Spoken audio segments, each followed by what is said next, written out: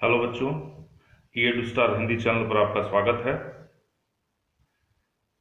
आज मैं 11वीं कक्षा के हिंदी इलेक्टिव के विद्यार्थियों के लिए अंतरा भाग 1 के प्रथम अध्याय मुंशी प्रेमचंद की कहानी ईदगाह को पढ़ाने जा रहा हूं। आप इस चैनल से जुड़े रहें। आपका पूरा पाठ्यक्रम इस चैनल के माध्यम से मैं आपके लिए लाऊंगा। यह बिल्कुल मुफ्त है, इसके लिए कोई पैसे नहीं लगेंगे, लेकिन इस चैनल से आप जुड़े अवश्य रहें और इसके लिए इस चैनल को सब्सक्राइब करें अगर आपने नहीं किया है और बेल आइकन को टच करें। आज के इस वीडियो में हम लोग जानेंगे कहानीकार मुंशी प्रेमचंद का जीवन परिचय, उनका रचना संसार, उनके साहित्य की विशेषताएं। इनसे संबंधित प्रश्न भी परीक्षाओं में पूछे जाते हैं। और जानेंगे ईदगाह कहानी को, ईदगाह कहानी का सारांश और इसके महत्वपूर्ण बिंदु जो अस्मरणीय हैं, जिन्हें जानने के बाद आप किसी भी प्रकार के प्रश्न का उत्तर जो इस अध्याय से पूछा जाता दे पाएंगे। इसलिए इस वीडियो को पूरा देखें। तो पहले हम प्राप्त करते हैं लेखक का परिचय। ईदगाह कहानी के लेखक हैं मुंशी प्रेमचंद। मुंशी प्रेमचंद, जिन्हें हिंदी साहित्य में विशेष करके कहानी और उपन्यास के क्षेत्र में अद्वितीय रचनाकार माना जाता है। इनका जन्म 31 जुलाई 1880 ईस्वी को उत्तर प्रदेश के बनारस जिले के लम्ही नामक गांव में हुआ था। इनके पिता, जो डाक विभाग में मुंशी का कार्य करते थे, उनका नाम मुंशी अजायब राय आनंदी देवी था। प्रेमचंद का मूल नाम यानी बचपन का नाम धनपत राय था, लेकिन ये प्रारंभिक दौर में जब उर्दू में लेखन का कार्य करते थे तो उस समय ये नवाब राय नाम से लेखन का कार्य करते थे। इनकी रचना रही थी सोजे वतन, जिसके कारण अंग्रेज सरकार के द्वारा इन पर प्रतिबंध लागू किया गया और फिर उन्होंने उर्दू को छोड़कर हिंदी में लिखना प्रारंभ किया और हिंदी में इन्होंने प्रेमचंद नाम से लिखना प्रारंभ किया। प्रेमचंद की शिक्षा दीक्षा गांव में ही हुई थी। स्वाध्याय से भी इन्होंने ज्ञान अर्जित किया था। शिक्षा प्राप्ति के उपरांत कुछ समय तक अध्यापन कार्य से जुड़े रहे। सरकारी विद्यालय में अध्यापक का कार्य इन्होंने किया, लेकिन असहयोग आंदोलन के दौरान इन्होंने सरकारी नौकरी छोड़ दी और पूरी तरह से अपने आप को लेखन कार्य से जोड़ दिया। मुंशी प्रेमचंद का देहावसान 8 अक्टूबर 1936 को हो गया और एक बहुत बड़े लेखक से हिंदी साहित्य महरूम हो गया। तो आइए हम लोग इनके रचना संसार को जानें, यानी प्रेमचंद की कृतियों को जानें। तो प्रेमचंद ने 300 से अधिक कहानियां लिखी हैं, जो कि इनके कहानी संग्रह मानसरोवर में, जो कि 8 भागों में प्रकाशित किया गया है, उसमें संग्रहित हैं।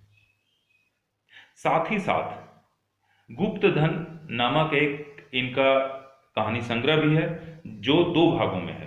तो मानसरोवर 8 भागों में और गुप्तधन 2 भागों में।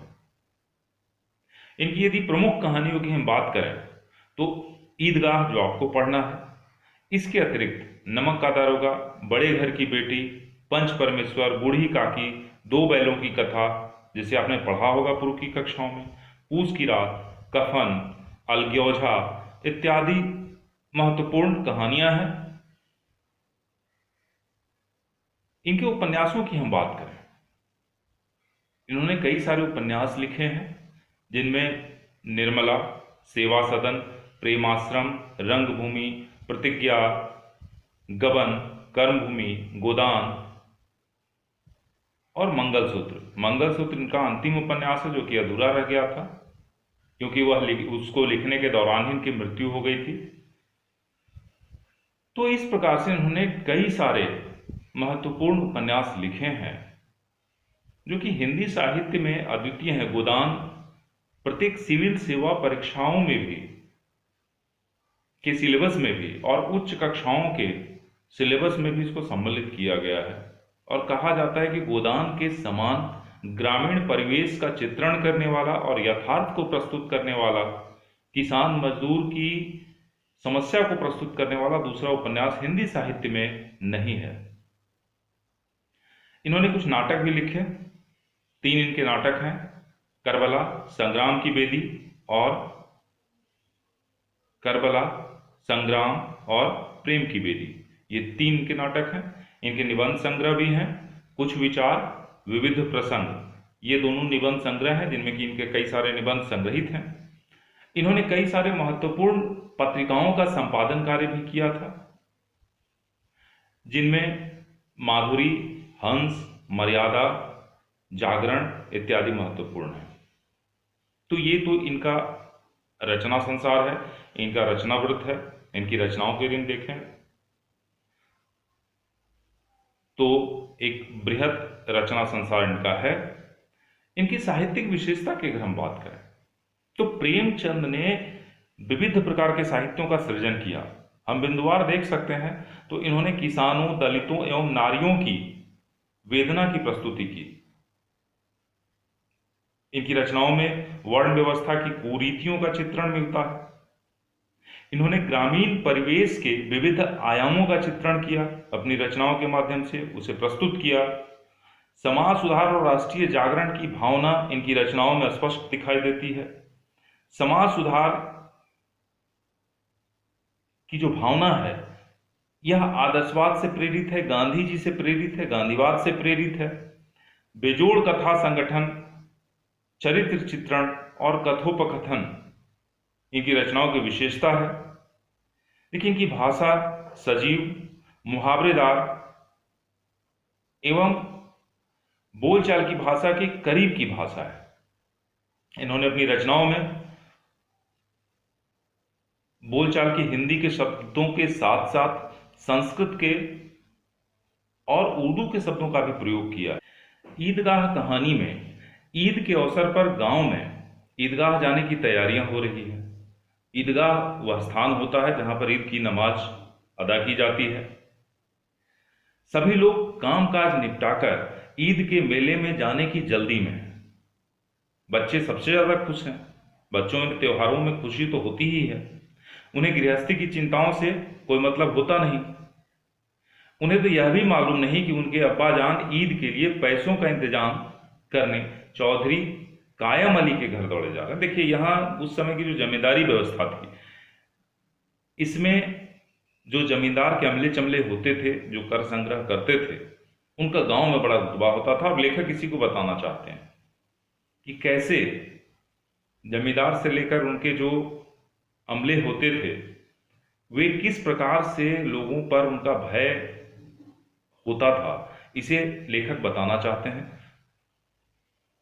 तो लेखक कहते हैं कि यदि चौधरी पैसे उधार देने से मना कर दे तो वे ईद का त्यौहार नहीं मना पाएंगे। उनका यह ईद की खुशी का अवसर मुहर्रम जैसे मातम में बदल जाएगा। मुहर्रम मातम का त्यौहार होता है और ईद खुशी का त्यौहार होता है। तो लेकिन बच्चों को क्या, बच्चों को तो बस ईदगाह जाना है, क्योंकि ईदगाह में मेला लगा हुआ है। हामिद जो कि इस कहानी का नायक है, वह 4-5 साल का दुबला पतला लड़का है। वह अपनी दादी अमीना के साथ रहता है। उसके माता पिता गत वर्ष गुजर चुके हैं, परंतु उसकी दादी ने उसे यह नहीं बताया। उसने बताया है कि उसके अब्बा जान रुपये लेने के लिए, रुपये कमाने के लिए गए हैं और अम्मी जान जो है, उसकी माँ जो है, वो अल्लाह मियाँ के घर से उसके लिए अच्छी अच्छी चीज़ें लाने गई है। इसलिए हामिद आशावान है, उसके मन में एक आशा है और वह इसी आशा के कारण प्रसन्न है। अमीना स्वयं सेवइयों के इंतजाम के लिए, ईद में सेवई बनाई जाती है तो इसके इंतजाम के लिए घर पर रहकर हामिद को 3 पैसे देकर के मेले भेजती है। क्योंकि उसके पास बहुत ज़्यादा पैसे नहीं हैं तो इसीलिए वह 3 पैसे उस बच्चे को देकर के भेजती है कि मेले घूम करके आएगा, कुछ खाएगा। या कुछ खरीदेगा। तो हामिद के साथ उसके दोस्त ये भी कहानी के पात्र हैं। अभी तक आपने देखा मुख्य रूप से हामिद और अमीना अभी तक ये पात्र के रूप में आए हैं। चौधरी कायम अली भी इसमें है, लेकिन वे किसी पात्र के रूप में नहीं, क्योंकि उनसे सीधे सीधे संवाद नहीं कहलवाया गया है। तो हामिद के दोस्त हैं मोहसिन, महमूद, नूरे और सम्मी। ध्यान रखना है चारों का नाम मोहसिन, महमूद, नूरे और सम्मी। देखिए, कहानियों को पढ़ते समय हम कुछ चीज़ों का, कहानी के तत्वों का विशेष ध्यान रखते हैं और उसको ध्यान में रखते हुए कहानी को पढ़ते हैं, तो कहानी हमें पूरी की पूरी समझ में आ जाती है और साथ ही साथ कहानी से पूछे जाने वाले प्रश्नों का उत्तर हम बेहतर तरीके से दे सकते हैं। इसके लिए आप मेरा वीडियो कहानी कैसे लिखें अथवा कहानी के तत्व को आप देख सकते हैं और कहानी के तत्वों को समझ सकते हैं। ये जानना ही चाहिए, आपको पढ़ना भी है। अभिव्यक्ति और माध्यम जो आपका सिलेबस है उसमें कहानी के स्वरूप को, तो आप वीडियो का लिंक डिस्क्रिप्शन में दिया गया, आप उसे जरूर देखें। चलिए आगे हम लोग बढ़ते हैं। तो गांव से बच्चे मेले की ओर बढ़ते हैं। हामिद भी साथ जा रहा है। रास्ते में बड़ी बड़ी इमारतें हैं, फलदार वृक्ष हैं। बच्चे कल्पनाशील होते हैं, बच्चों में कल्पना करने की क्षमता होती है और यह उनकी बातचीत में दिखाई पड़ता है। जाते जाते जब वे आसपास की चीज़ों पर टीका टिप्पणी करते हैं तो उनकी कल्पनाशीलता को लेखक यहाँ प्रस्तुत करते हैं। जैसे पुलिस लाइन आने पर एक बोलता है, यहाँ सिपाही कवायद करते हैं। कवायद का मतलब परेड करते हैं। मोहसिन का कहना था कि यही पुलिस वाले जो हैं चोरी भी करवाते हैं, और हामिद को यह सुनकर आश्चर्य होता है। इस प्रकार बालकों में पुलिस के प्रति अलग अलग विचारधारा थी। वास्तव में लेखक यहाँ पुलिस की जो कार्यशैली है उस पर व्यंग करते हैं। अब ईदगाह बच्चे पहुंच जाते हैं। बीच में कॉलेज का भी दृश्य आता है। आप जब इस कहानी को पढ़ेंगे तो देखेंगे, लेकिन वह बहुत ज़्यादा महत्वपूर्ण नहीं है। हम महत्वपूर्ण बिंदुओं को देख रहे हैं। ईदगाह में नमाज का नज़ारा अलग ही था। नमाज के समय लाखों सिर एक साथ सजदे में झुकते हैं और एक साथ उठते हैं। वहाँ कोई भेदभाव नहीं है। ऐसा प्रतीत होता है कि उनके मन में अपार श्रद्धा का भाव है। उनके भीतर भाईचारे की भावना है और यही भाईचारे की भावना सबों को एक धागे में जोड़े हुए है, आपस में जोड़े हुए है। तो हम जानते हैं, लेखक बताते हैं कि धर्म जो है वो आपस में लोगों को जोड़ता है, तोड़ता नहीं। धर्म के नाम पर जो तोड़ने वाले जो लोग होते हैं वो धर्म के रहस्य को वास्तव में समझते नहीं है। कोई भी धर्म मनुष्य और मनुष्य के बीच में भेद नहीं करता। ईदगाह में नमाज के पश्चात हामिद के दोस्त चरखियों पर झूलते हैं, जो घूमने वाला जो झूला होता है, लेकिन हामिद दूर खड़ा रहता है। खिलौनों की दुकान से महमूद सिपाही खरीदता है, नूरे वकील खरीदता है, मोहसिन भेस्ती खरीदता है जो पानी ढोने का काम करता है, और सम्मी धोबिन खरीदता है। तो देखिए इन चारों ने कुछ विशेष खिलौने खरीदे, इन्हें ध्यान में रखना है। प्रश्नों का उत्तर लिखते समय ये उल्टा पुल्टा न हो, इसका ध्यान रखना है। तो महमूद क्या खरीदता है? महमूद सिपाही खरीदता है। नूरे जो है वह वकील खरीदता है। मोहसिन जो है वह भिश्ती खरीदता है और सम्मी जो है वह धोबिन खरीदता है। हामिद खिलौनों की निंदा करता है, परंतु साथ ही ललचाई निगाहों से उन्हें देखता भी है। सभी मित्र मिठाइयां खरीदते हैं और हामिद को चिढ़ा चिढ़ा कर खाते हैं। मेले के अंत में सभी बच्चों ने खिलौने खरीदे, मिठाइयां खाई। हामिद 3 पैसे रखे हुए है, अब तक उसने कुछ भी नहीं लिया, न कुछ खाया। लेकिन जब मेले के अंत में जब लौटने का समय होने लगता है, अंत में लोहे की दुकान पर एक चिमटा देखकर हामिद को अपनी दादी का ख्याल आता है। वह दुकानदार से मोलभाव करता है और वह चिमटा खरीद लेता है। रास्ते में पहले बच्चे हामिद के मांगने पर खिलौने नहीं दे रहे थे। लेकिन रास्ते में बच्चों में तर्क होता है। सभी बच्चे अपने अपने खिलौनों को बेहतर साबित करने का प्रयास करते हैं। यह एक तर्कशीलता जो बच्चों में होती है उसे लेखक प्रस्तुत करते हैं। लेकिन हामिद यहां सबको पीछे छोड़ देता है। वह ऐसा ऐसा तर्क देता है कि उसका जो चिमटा है उससे सभी प्रभावित हो जाते हैं और वे मान जाते हैं कि चिमटा जो है वो रुस्तम हिंद है, इसके सामने सारे खिलौने बेकार हैं। घर पहुंचने के बाद दोस्तों के खिलौने जो हैं किसी न किसी तरह से टूट जाते हैं, लेकिन हामिद का चिमटा लोहे का बना हुआ है, टूटने का सवाल नहीं उठता। लेकिन होता क्या है कि जैसे ही हामिद घर पहुंचता है, दादी अमीना उसे गोद में उठाकर प्यार करने लगती है, लेकिन उसके हाथ में चिमटा देख करके चौंक जाती है। पूछने पर हामिद बताता है कि मेले से 3 पैसे का चिमटा खरीद लिया। दादी उसकी नासमझी पर क्रोधित होती है और पूछती है कि क्या तुमको मेले में और कोई सामान नहीं मिला खरीदने को। हामिद अपराधी भाव से बताता है कि दादी की उंगलियां रोटी बनाते समय तवे से जल जाती थी, इसीलिए उसने चिमटा खरीद लिया। यह सुनकर बुढ़िया का क्रोध जो है वह तुरंत स्नेह में बदल जाता है। उसकी दादी को लगता है कि हामिद का त्याग, उसका स्नेह, उसका विवेक जो है वह अद्भुत है। सुबह से भूखा बच्चा दूसरों को मिठाई खाते देखकर कैसे अपने मन को मनाया होगा, कैसे उसने तसल्ली की होगी। मेले में भी इसे अपनी बूढ़ी दादी की याद बनी रही। यह सब सोचकर अमीना का मन गदगद हो जाता है और तब लेखक लिखते हैं कि एक अजीब सा दृश्य परिवर्तित हो जाता है। दादी अमीना जो कि बूढ़ी है वह एक बालिका के समान रोने लगती है और वह दामन फैलाकर हामिद को दुआएं देती जाती हैं और आंसुओं की बड़ी बड़ी बूंदें गिराती रहती हैं। परंतु हामिद इस रहस्य को समझने के लिए बहुत छोटा था। हामिद में एक अलग तरह की परिपक्वता है। वह अपने ऊपर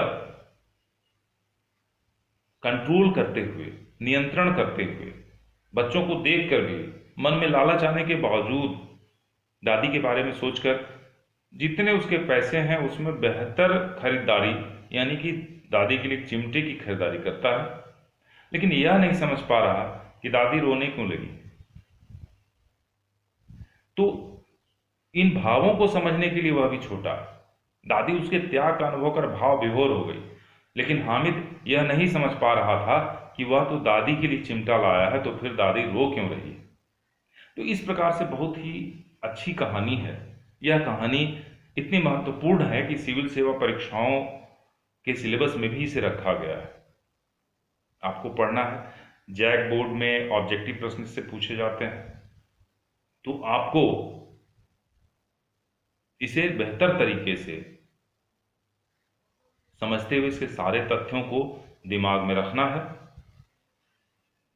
तो चलिए मिलते हैं फिर अगली कक्षा में दूसरे अध्याय के साथ। जय हिंद।